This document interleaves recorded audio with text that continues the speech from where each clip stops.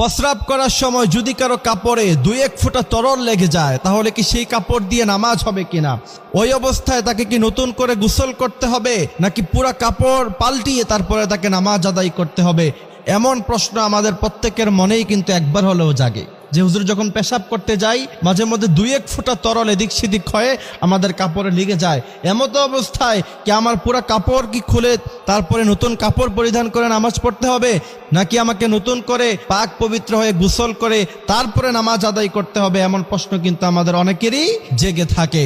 এই প্রশ্নের উত্তর হলো, প্রথম কথা হচ্ছে আপনি যদি প্রচন্ড পরিমাণে অসুস্থ হন, যে আপনার প্রস্রাবের ফোঁটা একটু পর পর বের হয়ে যায়, একটু পর পরই আপনার প্রস্রাবের ফোঁটা বের হয়ে যায়, এবং আপনি ওযু অথবা গোসল করার পরে আপনি যখন সালাত আদায় করবেন অথবা নামাজ আদায় করবেন, এতটুকু সময়ের মধ্যখানে আপনি কখনোই নিজেকে সেফ রাখতে পারেন না। আপনি চিকিৎসা নিয়েছেন, ডাক্তারকে দেখিয়েছেন, তারপর আপনি 2-1 ফোঁটা এদিক সেদিক বের হয়ে যায়, ওইটা হচ্ছে আপনার অসুস্থতা। ওই অসুস্থতার ওজরের কারণে আপনি ওই সময় ওযু করে নামাজ তখন পড়ে ফেলবেন। প্রত্যেক ওয়াক্তের জন্য অবশ্যই আপনাকে কাপড় পাল্টাতে হবে, প্রত্যেক ওয়াক্তের জন্য অবশ্যই নতুন করে আপনাকে পাক পবিত্রতা অর্জন করতে হবে। কিন্তু অসুস্থতা ছাড়া নরমালি যদি কারো কখনো এমন হয় যে আপনি সফরে বের হয়েছেন, কোথাও গিয়েছেন, কাপড় চোপড় নাই, ওই সময় আপনার পেশাবের সময় প্রস্রাবের সময় 2-1 ফোঁটা তরল কাপড়ে লেগে গিয়েছে, এমত অবস্থায় আপনি কি করবেন? প্রথম কথা হচ্ছে এই কারণে অবশ্যই আপনাকে গোসল করতে হবে না। যদি আপনি প্রস্রাব করার সময় কাপড়ের মধ্যখানে লেগে যায়, যদি আপনার পক্ষে সম্ভব হয়, উত্তম হচ্ছে এই কাপড় সম্পূর্ণ পুরোটা পাল্টিয়ে তারপর আপনি নামাজ আদায় করবেন। যদি সেই ব্যবস্থা আপনার কাছে না থাকে, সেই সিচুয়েশন যদি আপনার কাছে না থাকে, হয়তোবা আপনি কাপড়ের ব্যবস্থা করতে গেলে নামাজ কাজা হয়ে যাবে, ট্রেন ছুটে যাবে, অথবা আপনি এমন জায়গায় এসেছেন সেখানে আপনার কাছে কোনো কাপড় নাই, এমত অবস্থায় কোনো টেনশনের প্রয়োজন নাই।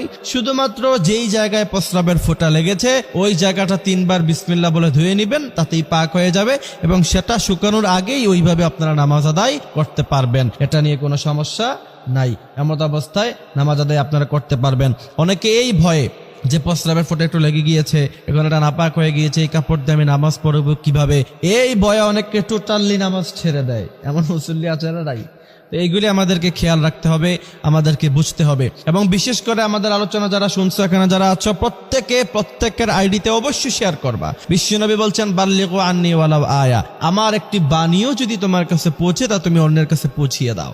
এবং আপনি যদি একটা মাসালা শিখেন, তাহলে 2 রাকাত নফল নামাজ পড়লে যেই পরিমাণ সওয়াব হয়, একটি মাসালা শুধুমাত্র আপনি শিখলেন, আল্লাহ পাক ওই পরিমাণ সওয়াব আপনার আমলনামায় দিয়ে দিবে। সুবহানাল্লাহি ওয়া বিহামদিহি সুবহানাল্লাহিল আযীম। এই কারণে শিখে রাখবেন, তালাবুল ইলমি ফারিয়্যা আলা কুল্লি মুসলিম। প্রত্যেক মুসলমানকে বড় আলেম হওয়া ফরজ নয়, বড় মুহাদ্দিস, বড় মুফাসসির, বড় ওয়াইজিন হওয়া ফরজ নয়, ওয়াজিব নয়, কিন্তু প্রত্যেক মুসলমানকে অতটুকু আলেম শিক্ষা করা অবশ্যই ফরজ যতটুকু পরিমাণ আলেম শিখলে পরে সে সুন্দরভাবে সালাত আদায় করতে পারবে, ফরজ রোজাগুলি রাখতে পারবে।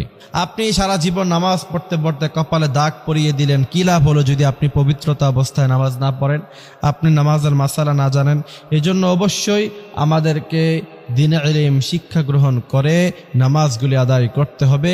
আল্লাহ পাক সেই তৌফিক আমাদেরকে দান করুক, আমিন।